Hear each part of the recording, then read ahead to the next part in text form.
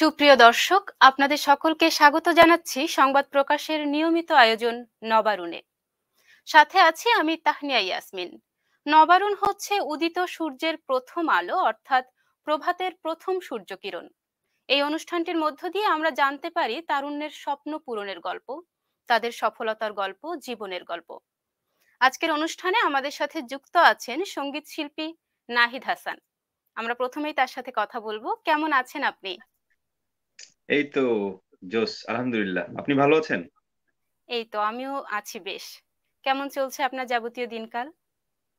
হ্যাঁ, সবকিছু ঠিকঠাক। একটু ব্যস্ততা যাচ্ছে, শো, আচ্ছা। তারপরে সবকিছু হুম মিলে হুম। আর কি। সংবাদ প্রকাশের আজকের আয়োজনে যুক্ত হওয়ার জন্য আপনাকে স্বাগত জানাচ্ছি। হ্যাঁ, আমাকে ইনভাইট করার জন্য আপনাদেরও ধন্যবাদ। ধন্যবাদ। প্রথমে আপনার গানের শিল্পী হয়ে ওঠার প্রথম দিককার কথাটা একটু জানতে চাইবো। দর্শকরাও নিশ্চয়ই জানতে চাইবেন। আপনার শুরুটা কিভাবে গান গাওয়ার? গান গাওয়ার শুরুটা আসলে মানে আমি যেটা সবসময় বলে থাকি যে আমার আমার কাছে মনে হয় একটা মানুষ জন্মের পর থেকেই কান্নাটা যে করে এটাও এক একটা স্কেলে করে। সো গানটা শুরু এখান থেকে। এখন সিদ্ধান্তটা আসলে মানে নেয়াটাই বড় কথা যে কখন সে করতে চায়। সো আমার এই সিদ্ধান্তটা নিতে নিতে কলেজের শেষের দিকে নেওয়া হয়েছে যে আমি গানটা আসলে করতে চাই। আচ্ছা। মানে ছোটবেলা থেকেই আপনি গানটা করা হয় হুম হুম। আপনি গান বাড়িতে। হিসেবে গায়ক হিসেবে কলেজে ওঠার পরে প্র্যাকটিস শুরু করেছেন, নাকি ছোট থেকেই গানের চর্চাটা ছিল পারিবারিকভাবে? গান কি পারিবারিক শিখতেন ভাবেই সেবেলা থেকেই? পারিবারিক ভাবেই ছোটবেলা থেকেই স্টেজে গান গাওয়া হইতো স্কুলের বিভিন্ন আচ্ছা। প্রোগ্রামে। কিন্তু মানে হয় না যে আমাকে দিয়ে হবে কি হবে না, আমি কি গানটা গাইতে পারবো, আমার মতো তো অনেকেই আছে। সো এই ব্যাপারগুলো ভুলে একদম অফিসিয়ালি সিদ্ধান্তটা নেওয়া হয় কলেজের পরে যে হ্যাঁ আমি এটা করতে চাই। আচ্ছা, আপনার অ্যালবাম বা মৌলিক গানের কথা যদি বলি, তাহলে মৌলিক গান গাওয়া হয়েছে কিনা এবং গাইলে সেটা কতটা গাওয়া হয়েছে, কয়টা গাওয়া হয়েছে একটু বলবেন আমাদেরকে? আমার অনেকগুলো মৌলিক গান রেডি করা আছে। আমার গান আচ্ছা। রিলিজ হচ্ছে দুইটা অফিসিয়ালি, আচ্ছা। এন্ড গান নাটকের গান করা হচ্ছে, এটা সিনেমার গান হুম করা হুম। হচ্ছে, ওটা আমি এখনো জানাই নাই। সো ওটা একটু প্রসেসে আছে, ওটা জানাবো। ইন্ডিয়ান একটা সিনেমা। এই তো ভ্যালেন্টাইনে বেশ কিছু কাজ করা হচ্ছে, এরকম ভাবে আগাচ্ছে। সামনে তো 31শে ডিসেম্বর বড়দিন আছে, 25শে ডিসেম্বর। এ নিয়ে হুম হুম। কোনো পরিকল্পনা আছে কিনা?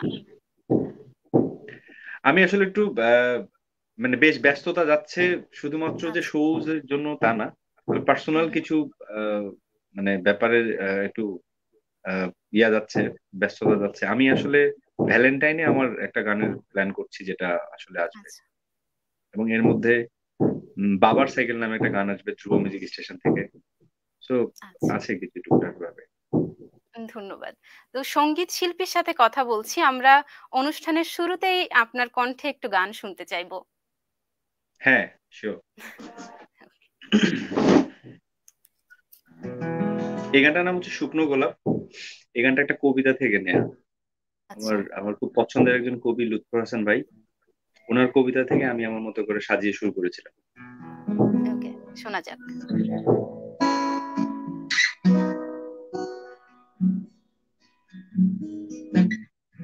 একদিন ডায়েরির পাতা থেকে বের হবে শুকনো গোলাপ, সৌরভ থাকবে না, জমাট বাঁধবে বুকে মন খারাপ, লুকিয়ে পড়বে তুমি পুরনো চিঠি গুলো, আঁকবে চুমু নীরবে,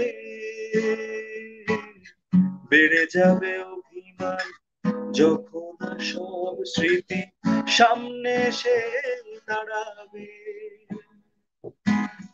দীর্ঘশ্বাস গুলো ছুটবে দিক বিদিক, আমি তোমার লুকিয়ে রাখা প্রেমিক, আমি তোমার গুছিয়ে রাখা প্রেমিক। একদিন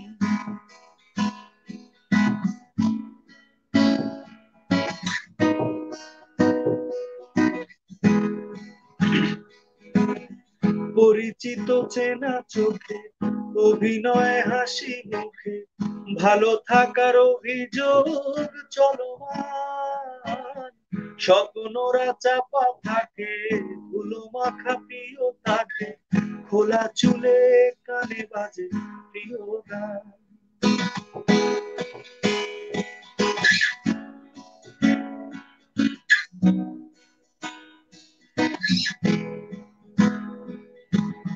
চুপচাপ মেনে নিয়ে সব দোষ মেখে গায়, একা একা পুড়ে যাওয়া আগুনে, জোছনায় রাত দেখা, অদৃশ্য মায়া শেখা, হাহাকার জমে আছে দুমনে, যা হবার হয়ে গেছে, ভেবো না ঠিক বেঠিক, আমি তোমার লুকিয়ে রাখা প্রেমিক, আমি তোমার গুছিয়ে রাখা প্রেমিক, একদিন। Thank you. ধন্যবাদ। আসলে ধন্যবাদ মনে হয় গানের পরপরই বলা উচিত না। গানের ভাষাগুলো, শব্দগুলো বেশি ভালো লেগেছে। আমার মনে হচ্ছিল বাক্য গঠনটা জি, অসাধারণ ছিল। অসংখ্য ধন্যবাদ থ্যাংক আপনাকে ইউ। এই গানটি পরিবেশন করার জন্য। আমি যতদূর জানি এই গানটি আপনার প্রিয় গানের তালিকাতেও আছে। শুকনো হ্যাঁ, গোলাপ এই গানটা আমার খুবই শিরোনামের এই পছন্দের। গানটি। আমার আমার নিজের লেখা সুর করা গানগুলোর মধ্যে এটা হুম, খুবই হুম। পছন্দের একটা গান। আসলে খুব সুন্দর, খুব সুন্দর একটি গান। আমরা এখন একটু পেছনে চলে যাই, এই যে করোনাকালীন সময়টাকে যদি বলি, এই জি। সময়টাতে কিভাবে গানের রিহার্সেল বা চর্চাটা কিভাবে হয়েছিল? তখন আপনি তো রেগুলার স্টেজ পারফরমেন্স করছেন, তো এই বিষয়টা সেই সময় কতটা সচল ছিল? খুবই খুবই ডিজাস্টার ছিল ব্যাপারটা। আসলে আমরা হুম, তো হুম। কেউ জানতাম না যে এভাবে করোনা কি, এটাও তো আসলে আমরা জানতাম না কিভাবে না, না। সময় কাটবে, কি হবে, আমরা আসলে কোনো কিছুই জানতাম না। সো আমি করোনার শুরুর দিকে আমার গ্রামের বাড়িতে চলে যাই। আমার গ্রামের বাড়ি হচ্ছে ঠাকুরগাঁয়ে। তো আচ্ছা। আমি যেহেতু আমি ছোটবেলা থেকে বাইরে থাকার কারণে আমার বাবা মার সাথে একদমই সময় কাটানো হয় নাই। হুম, কলেজ, স্কুল সবই বাইরে, ভার্সিটি তো ঢাকাতে, সবকিছু মিলে আসলে বাবা মাকে ওইভাবে হয় না যে আমি আমার বাড়িতে মেহমান হিসেবে যাইতাম। তো এই জায়গাটা থেকে আমার কাছে আহ করোনা আসার কারণে আমি আমার বাবা মাকে নতুন করে জানতে শিখছি, নতুন করে চিনতে শিখছি, আসলে। নতুন করে আমার কাছে মনে হয় আমার জীবনে আরো দুইটা বন্ধু আহ বেড়ে গেছে, যেটা আসলে আমার জন্মের পর থেকেই শুরু হওয়া দরকার ছিল। গানের প্র্যাকটিসের ব্যাপারে যদি বলা হয় তাহলে আমি হচ্ছে প্রচুর কবিতা পড়া হয়, তো যার কারণে আমি হুম, হুম। প্রচুর কবিতা পড়েছিলাম ওই সময়টাতে, প্রচুর গল্প পড়েছিলাম।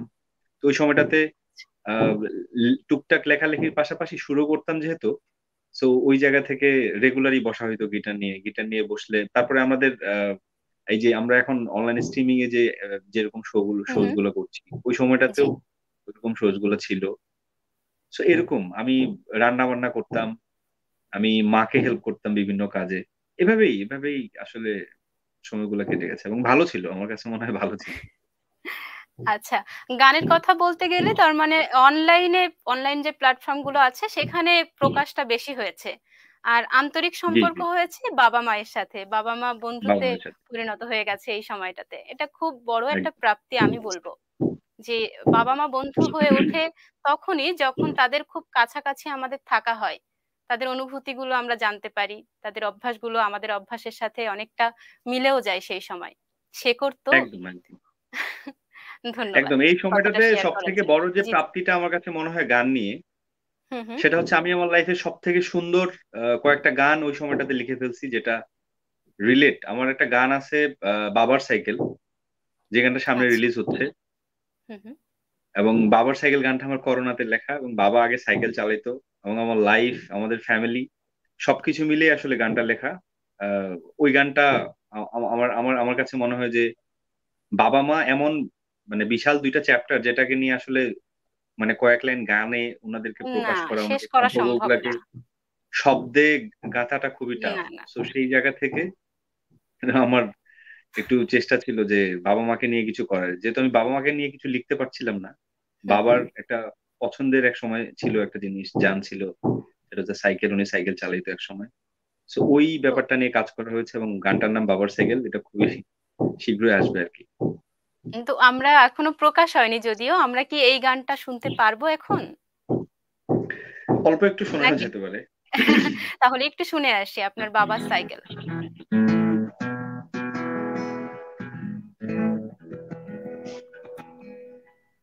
এই গানটা লেখার আগে আমি আমার বাবার সাইকেলটা তো এখন আসলে ভাবে কাজে লাগে না। তো সাইকেলটা একটা জায়গায় থাকে, একটা রুমে থাকে। আমি আমার রুম থেকে সাইকেলটা এমন একটা জায়গায় রেখেছিলাম যে জায়গাটাতে সাইকেলটাকে দেখা যায় প্রপারলি। আমি 40 মিনিট বা এরকম 35 মিনিটের মতো তাকাইছিলাম যে সাইকেলটার বর্ণনাটা আসলে কিভাবে দেয়া যায় গানটাতে। আচ্ছা, শুনে আসি আমরা।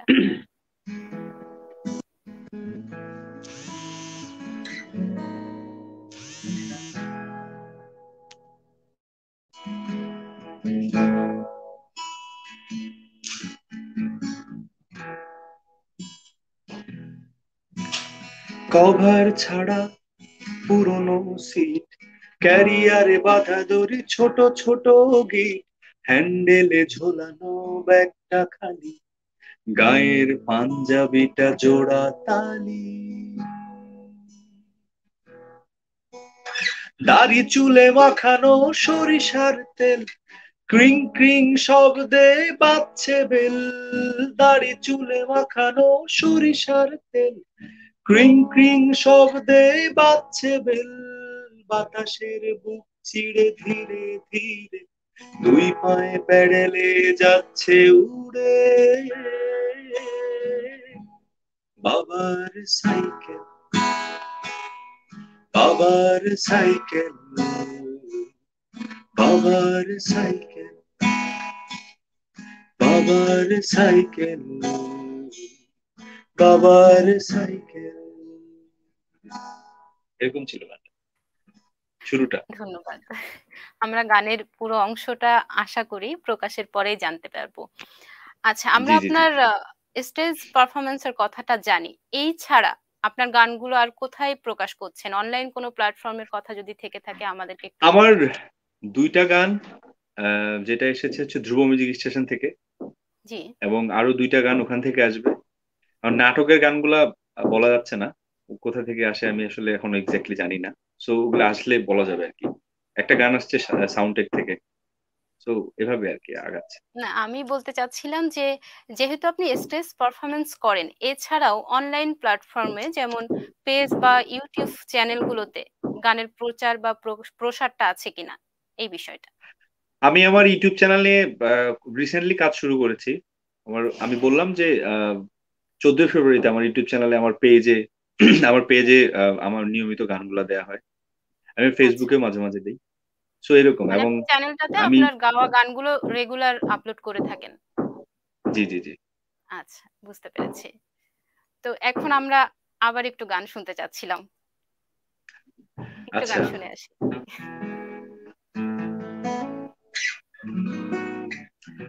এই গানটাও একটা কবিতা থেকে নেয়া। আচ্ছা। এই গানটার সুর আমার ভালোভাবে গোছানো আমার হুম হুম। একটা। এই গানটা নিয়ে যেটা বলতে হয় প্রথমে শুরুর দিকে, সেটা হচ্ছে আমাদের আহ, পছন্দের মানুষ এবং খুবই ভালোবাসার মানুষগুলা যখন আমাদের কাছ থেকে দূরে চলে যায়, তখন আমাদের মিউচুয়াল কিছু ফ্রেন্ড থাকে যাদের মাধ্যমে নানান ধরনের কথাবার্তা আমরা শুনতে পাই। আজকে ওকে এখানে দেখলাম, আজকে ওটা করলো, আজকে এটা করলো, একদম একদম। আজকেও দেখলাম এখানে ফুচকা হুম খাচ্ছে হুম। কাউকে নিয়ে, কারো হাত ধরে ঘুরে বেড়াচ্ছে। জি। এগুলা কিন্তু আসলে একটা সম্পর্ক শেষ হয়ে যাওয়ার পরে জানার দরকার নাই, মানে হয় না। জানার যে দরকার, যেই কথাগুলো আসলে শোনা দরকার, সেই কথাগুলো আমাদের কানে আসে না। এটা নিয়েই গানটা। জি। গানটার নাম শুনতে পাই। আচ্ছা।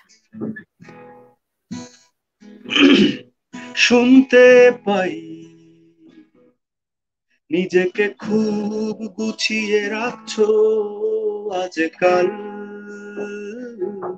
পরিপাটি শাড়ি, প্রিয় হাতে ঘড়ি, লাল টিপে রাঙাচ্ছ কপাল,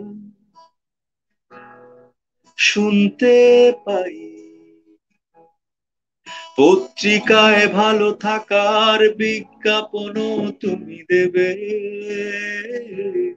কতটুকু উচ্চতা, যোগ্যতা, উজ্জ্বল ত্বকের কথাটুকু মোটা দাগে লেখা হবে, শুনতে পাই তুমি ভালোবাসাকে আর বিশ্বাস করবে না, সব প্রেমে কি রকম মিথ্যে বলে কেউ আলাদা না। অপবাদ দিচ্ছ তুলে আমাদের চেনা মানুষের কানে কানে, তোমার সমস্ত ঘৃণা আমার নামে জানিয়ে দিচ্ছ জনে জনে। অপবাদ দিচ্ছ তুলে আমাদের চেনা মানুষের কানে কানে, তোমার সমস্ত ঘৃণা আমার নামে জানিয়ে দিচ্ছ জনে জনে, শুনতে পাই।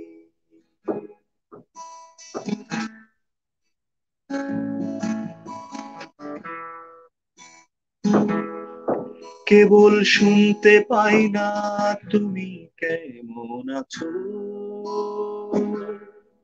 কিভাবে বিকেল গুলো একা একা কাটাচ্ছ, এত বছরের অভ্যাসে রাত 12টার পরে এখনো কি জেগে থাকছো, একাকিত্বের অবসরে ঘৃণার কাটা তারে, একাকিত্বের অবসরে ঘৃণার কাটা তারে, আমাকে কি কখনো তোমার মনে পড়ে, মনে পড়ে, মনে পড়ে, মনে পড়ে, শুনতে পাই না, জানতে পারি না। Thank you. ধন্যবাদ। এই গানটি তো একেবারে জীবন সম্পর্কিত একটি গান। আমাদের নিত্যদিনের কাহিনী বা নিত্যদিনের অনুভূতি যেটাই বলেন না, সেটা আপনার গানের ভেতর দিয়ে আমরা মনে হয় বুঝতে পেরেছি। এমনটা হয়ে থাকে, একদম। একদম এমনটাই হয়ে থাকে। তো আপনার গানের এই আগ্রহের বিষয়টাতে যদি আমি বলতে চাই যে জীবন সংলগ্ন গানগুলো আপনার বেশি ভালো লাগে, বেশি টানে, নাকি আমাদের ক্লাসিক সং বা এই গানগুলো আপনার গাওয়া হয় কিনা? আমার এখনকার গানের একটু কথা বলি যে এখনকার গানের ধরানা বা ধারণা যেটাই বলি না কেন, একটু কিন্তু আমরা পার্থক্য বুঝতে পারি। এখনকার গানগুলো তো অবশ্যই আমাদের জীবনের সাথে সম্পর্কিত, ঠিক এমনই যদি আমি আরো কয়েক শতবিংশ আগে চলে যাই, সেক্ষেত্রেও গানগুলো ওই সময়ের জন্য, ওই সময়ের জীবনের জন্য সম্পৃক্ত ছিল। তো সেই গানগুলো আপনার অনুপ্রেরণা অনুপ্রেরণা দেয় কিনা, বা ভালো লাগার কাজটা কতটা আপনি অনুভূত করেন, এটা বলবেন। অনুপ্রেরণার জায়গাটা থেকে আমরা আসলে আমরা যারা 90s এর জন্ম যারা, তারা তো জি, আসলে পুরোনো গান শুনেই গানের হাতে খড়িগুলা হাতের হাতে খড়িতে আসা। এবং একদম। আমার কাছে আপনি বললেন না যে আহ, জীবন নিয়ে আহ, গান, বা আমি আসলে সলিল চৌধুরী, কবির সুমন, নচিকেতা, অঞ্জন দত্ত, ওনাদেরকে শুনে শুনে বড় হয়েছে। আমার শুরুটাই হচ্ছে ওনাদেরকে নিয়ে। আমি আমার জীবনের প্রথম গান মনে হয়, আমার কাছে মনে হয় আমি নচিকেতা শুনছি। সো আচ্ছা। আমার কাছে গান ওই ব্যাপারটাই হয়, মানে আমার কাছে গান ওই ব্যাপারটাকে মনে হয় যেটা হচ্ছে একটা গল্প আমি সরে সরে বলবো, এবং মানুষ সেটা রিলেট করতে পারবে। আহ মানুষের জীবনের সাথে মিলবে, কারোর সাথে মিলবে না, এটাই গান। আমার কাছে এইটুকুই মনে হয়। এবং আরেকটা ব্যাপার, আমার ক্লাসিক্যালের প্রতি প্রচন্ড ফ্যাসিনেশন, আমি খুবই উইক ওই ব্যাপারটাতে। আমার খুবই পছন্দের একটা জোনার ক্লাসিক্যাল, আমি হুম হুম। শেখারও চেষ্টা করছি। হ্যাঁ, আমার এখন আমার জোনারটা কোন দিকে যাচ্ছে এটা আসলে গানগুলো বের হলে সবাই বুঝতে পারবে আমি কি করতে জি, চাচ্ছি। একদম। মানে হয় না যে নচিকেতা, সুমন, অঞ্জন দত্ত, সলিল চৌধুরী, আমাদের বাংলাদেশে যারা আছে প্রিন্স মাহমুদ বা ওনারা, বা শুভিন নন্দী যারা আছেন, সবকিছু মিলে সবার কাছ থেকে শুনে একটা নাহিদ নাহিদ বেরুক, আমি এরকম কিছু একটা চাই। জি, একদমই তাই। ছায়াটা আসলে থেকে যায়। আমরা যাদের অনুসারী তাদের আমরা কপি করি না, মানে অনুকরণ করি না। শিল্পী অনুকরণ করে না, কিন্তু একটা ছায়া পড়ে যায় তাদের শিল্পতেও, যে হ্যাঁ, জি। আমরা সুবীর নন্দী শুনেছি, তারা তো অবশ্যই শ্রদ্ধেয় আমাদের জন্য। আমরা এখন আপনার কাছ থেকে একটু আগের গানই জানতে চাইবো। আপনি বলেছেন যে হ্যাঁ, ফ্যাসিনেশন আছে, তো এমন কোনো গান কি আমরা শুনতে পাবো আপনার কাছ থেকে এখন, যেটা খুব পছন্দের, আপনি একা থাকলে গেয়ে থাকেন মাঝে মধ্যেই? আমার একটা খুব পছন্দের গান হচ্ছে বলেছিলি তুই যে আমি নাকি ভুলে যাব, ভুলে আমি ঠিকই তো যেতাম, পোড়া মনে তোরই কথা বারে বারে বেজে ওঠে, পোড়া মনে তোরই কথা বারে বারে বেজে ওঠে, তাই তোকে আর ভোলা হলো না রে, এই জ্বালায় আর প্রাণে সব, আগে যদি জানিতাম তবে মন ফিরে চাইতাম, এই জ্বালায় আর প্রাণে সহে না রে, এই জ্বালায় আর প্রাণে সহে না। আমার এই গানটা খুবই পছন্দের, আমি এটা খুবই গাই। লাকি আহমেদের সুরে অনেকে গেয়েছেন, আমার খুবই পছন্দের একটা গান। এই গানটা আহ আমার নিজেরও অনেক পছন্দের, আমার যা মনে হয় দর্শকদেরও এটা অনেক পছন্দের একটি গান। একদম। ধন্যবাদ। আমি এতক্ষণ তো খুব সরল পথেই হাঁটছিলাম, এখন একটু প্রতিবন্ধকতার কথা জানতে চাইবো।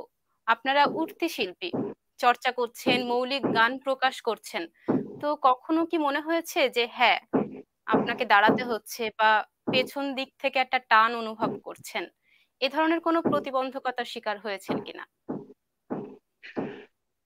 আমি আমার আমার জীবনের প্রথম যে গানটা, একটা মিক্সড অ্যালবামে আসার কথা ছিল, তো ওই আহ, গানটা যেই অ্যালবামে আসার কথা ছিল এবং যে অ্যারেঞ্জার ছিল যে আমার একটা ছোট হুম। ভাই, এটা হচ্ছে 2014 সালের কথা। প্রথম আচ্ছা। মিক্সড অ্যালবামে যে ছেলেটাকে আমি সবকিছু মিলে মানে হয় না ওই সময় তো কম্পোজিশনের জন্য, আমি নতুন কম্পোজিশনের জন্য নতুন জি করে জি। টাকা দিতে হয়, হুম ওটা হুম। অ্যালবামে আসবে, ওটার একটা আলাদা খরচ আছে, সবকিছু মিলে যে টাকাটা দেওয়া হয়, সেটা আমি আমার জীবনের প্রথম চাকরি করা বেতন থেকে দিয়েছিলাম, ধার দেনা করে দিয়েছিলাম। তো ওই সময়টাতে ওই ছেলেটা ওই অ্যালবামটা আসার ঠিক 3-4 দিন আগে সুইসাইড করে। তো এটা একটা প্রতিবন্ধকতা ছিল। এবং তারপর থেকে আমি আমার 2019-এ প্রথম গান আসে, 14 থেকে 19 পর্যন্ত আমি জাস্ট মানে সার্ভাইভ হুম। করছি এবং আমি দেখছি যে আসলে কিভাবে গান করা উচিত, আমাদের স্ট্রাগল করেছেন। সবাই কিভাবে গান করছে, সবাইকে হয় না সবাইকে পর্যালোচনার মধ্যে করা আর কি, বা গানগুলো শোনা, নিজেকে জি। রেডি করা, এরকম একটা ব্যাপার। এবং আমি কিছুক্ষণ আগে যে বাবার সাইকেল গানটা আপনাকে এখানে শোনালাম, দর্শকরা জি জি। শুনেছেন হয়তো, ওই গানটার আমার অফিসে আমি একসময় জব করতাম যেখানটাতে, ওইখানটাতে একটা আড্ডাতে, ঘরোয়া আড্ডাতে আমার বস হঠাৎ করে শুনে আমাকে বলছে যে ওই গানটা একটু শোনাও। তো ওইখানে 4-5 জন মিলে ছিলাম, তো ওইখান থেকে গানটা আমার অল্প একটু গাওয়ার পরে ওই গানটা ওই অফিসেরই কেউ কারোর সাথে কোনো একটা মানে শেয়ার করার পরে ওই থিমটা চুরি হয়ে যায়। পরে এটা নিয়ে থানা পুলিশ, এটা কপিরাইট করা, বেশ কিছু ঝামেলার মধ্যে আমি গিয়েছি মানে গত বছরে, এবং ফাইনালি গানটা আমারই। কিন্তু এরকম প্রতিবন্ধকতা গুলো আসে যার কারণে আমি আসলে সবার সাথে মেশা বন্ধ করে দেওয়ার যে ব্যাপারটা, আমি সবার সাথে মানে ওইভাবে মিউজিক নিয়ে আলোচনা করা আর হয় না, বিভিন্ন প্রকার আইডিয়াস নিয়ে আলোচনা করা হয় না। তো এরকম প্রতিবন্ধকতা তো আছেই। আর আমার ফ্যামিলি থেকে প্রচুর স্ট্রিক্ট, বেশ ভালোই স্ট্রিক্ট। বাবা মানে আচ্ছা। হাজি মানুষ, তাবলিগ টাবলিগ করে। তো ছোটবেলা ওহো। থেকে নামাজ কালামের ব্যাপার স্যাপার গুলো ছিল, এখনো নামাজ কালাম পড়া হয়, কিন্তু আমাদের ফ্যামিলিতে আমার থেকেও ভালো গান গাইতো আমার আপুরা ভাইয়ারা, যারা ওই বাবাকে ম্যানেজ করে যে ব্যাপারটা করা, আমি এটা করতে না, চাই, অতিক্রম এটাকে করে এটা আর করতে আসতে আমার পারেনি বিরক্ত লাগে না বাবাকে। সারাদিন, জি জি। এটা হয়নি। জি, আমার ফ্যামিলি থেকে আমি প্রথম যে এভাবে গান করছি আর কি। আসলে জীবনে চড়াই উতরাই বা প্রতিবন্ধকতা থাকে, তারপরেও আমরা যারা শুভ চিন্তা করে থাকি, তাদের মনে হয় এই প্রতিবন্ধকতাগুলো পায়ে শিকল পরিয়ে রাখতে পারে না। আপনার চিন্তাগুলো একদমই তাই, নিশ্চয়ই একদমই। একদমই তাই। আপনার চিন্তা ভাবনাগুলো অবশ্যই শিল্পে পরিণত হোক। এটাই চাইবো। সবসময় আমরা সকলেই চাইবো। আমরা আমাদের আয়োজনের শেষ পর্যায়ে চলে এসেছি। আপনার মতো যারা কণ্ঠ নিয়ে চর্চা করছে, যারা একদিন নিজেদের আত্মপ্রকাশ করতে চাচ্ছে একজন শিল্পী হিসেবে, একজন গায়ক হিসাবে, তাদের জন্য আপনি কিছু বলবেন অবশ্যই। যেন তারা আপনাকে অনুসরণ করতে পারে। আমার আমি একটা কথা খুবই বলি রুডলি এবং জি, খুবই বাঁকা মনে হলেও এটা সত্য যে শিল্পের আসলে আমি মিউজিকের হুম, যদি ইন্ডিভিজুয়ালি মিউজিক নিয়ে যদি বলি, এই ব্যাপারটার আসলে শর্টকাট কোনো কিছু হয় না। রাতারাতি আমি লাইক ভাইরাল হয়ে গেলাম, আমার গান পৃথিবী জুড়ে সবাই চিনে গেল। তো এটা বেশি বেশি দিন স্টেবল করে না আসলে। এই গানটা না, মানে এই ব্যাপারটা শেখার আল্লাহ প্রদত্ত থেকে ব্যাপারটা তো থাকতেই হবে, কিছু না কিছু তো থাকতে হবে। বাকিটা হচ্ছে শেখার, চর্চার। সো আমাদের নতুন যারা, আমি নিজেও নতুন, আমি নতুনদের কি উপদেশ দিব আমি বুঝতে পারছি না। জি, জি, এটুকুই বলার যে মিউজিকের কোনো শর্টকাট হয় না। আপনারা যদি গান করতে চান তাহলে সেভাবে চর্চা করে সেভাবে রেডি হয়ে তারপরে আসা উচিত। হুটহাট করে শখের বসে গান করে আমাদের মিউজিক ইন্ডাস্ট্রিকে মানে বিশ্ব দরবারে এরকম ভাবে উপস্থাপন করার কোনো মানে হয় না, যেহেতু আমরাই রিপ্রেজেন্ট করি বাইরের দেশে আমাদের মিউজিকটাকে। অবশ্যই। হ্যাঁ, আপনার কথাটা একদমই ঠিক। আমার যেটা মনে হয় অবশ্যই ভিত্তিপ্রস্তরটা মজবুত হতে হয়। নইলে তার উপরে বিল্ডিং বেশিদিন টিকে থাকে না। তো ওই ভাইরাল যে শব্দটা বললেন, হ্যাঁ, হঠাৎ করে ঝড়ো হাওয়ার মতো এসে উড়ে যাওয়ার কোনো মানে হয় না। অবশ্যই অধ্যবসায় দরকার, চর্চার দরকার। জি জি, যেকোনো একদম। শিল্প মাধ্যমের জন্য। টিকে থাকা না, নিজেকে প্রকাশের জন্য আমাদের চর্চা দরকার, অভ্যাসের দরকার। তো আজকের আয়োজন শেষ করব। আমার মনে হয় দর্শকরা চাইবে যে আপনার কণ্ঠের গান দিয়ে শেষ হোক। এজন্য আমি আগে বিদায় নিচ্ছি। আপনাকে আবারও ধন্যবাদ জানাচ্ছি আমাদের আয়োজনে যুক্ত হওয়ার জন্য। এবং দর্শককে বলছি যে আপনারা উপভোগ করুন শেষ আয়োজনের অংশটুকু। আমি আজ আপনাদের কাছ থেকে এই মুহূর্তে বিদায় নিয়ে নিচ্ছি। তাহনিয়া ইয়াসমিন। আগামী পর্বগুলো দেখার আমন্ত্রণ জানাচ্ছি। সকলে ভালো থাকবেন, সুন্দর থাকবেন, সুস্থ থাকবেন। শুভ চিন্তার সঙ্গে থাকবেন।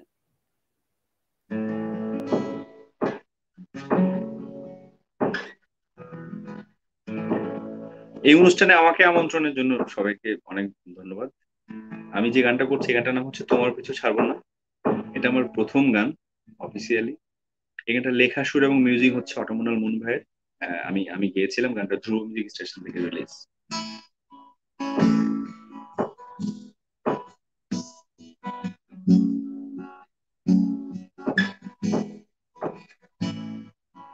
হতে পারে কোনো রাস্তায়, কোনো হুড়তোলা এক রিকশায়, আমি নীল ছাতা নিয়ে দাঁড়িয়ে, তুমি দেখলে না। রোদে পোড়া এ রোমিও চেহারা, তুমি বুঝলে না আমার ইশারা। মন বলে যদি থামতে, তুমি থামলে না। তোমার জুলিয়েট হাসি হেসে যদি ডাকতে ভালোবেসে, আমি তোমার চোখে তাকানোর সাহস পেতাম না। আমার জড়সড় এই শরীরে তোমার হাওয়ায় লাগছে ফুরফুরে। প্রেম নাকি পাগলামি বলতে পারবো না। লোকে পাগল বলুক মাতাল বলুক, আমি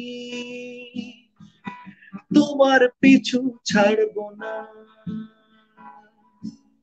লোকে পাগল বলুক মাতাল বলুক, আমি তোমার পিছু ছাড়বো না।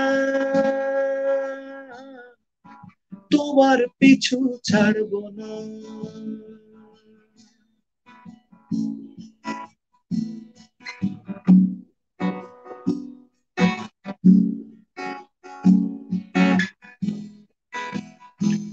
কোন কাক ডাকা এক সকালে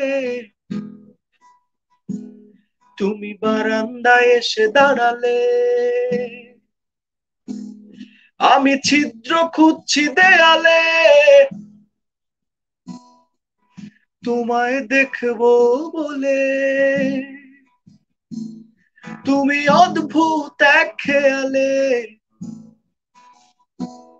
গাঢ় লাল টিপ দেখি কপালে। হঠাৎ আমার দিকে তাকালে, আজ আমি ভয় পেলাম না তোমার জুলিয়েট হাসি হেসে, যদি ডাকতে ভালোবেসে আমি তোমার চোখে তাকানোর সাহস পেতাম না। আমার জড় সড় এই শরীরে তোমার হাওয়ায় লাগছে ফুরফুরে, প্রেম নাকি পাগলামি বলতে পারবো না। লোকে পাগল বলুক মাতাল বলুক, আমি তোমার পিছু ছাড়বো না। লোকে পাগল বলুক মাতাল বলুক, আমি তোমার পিছু ছাড়বো না। তোমার পিছু ছাড়বো না।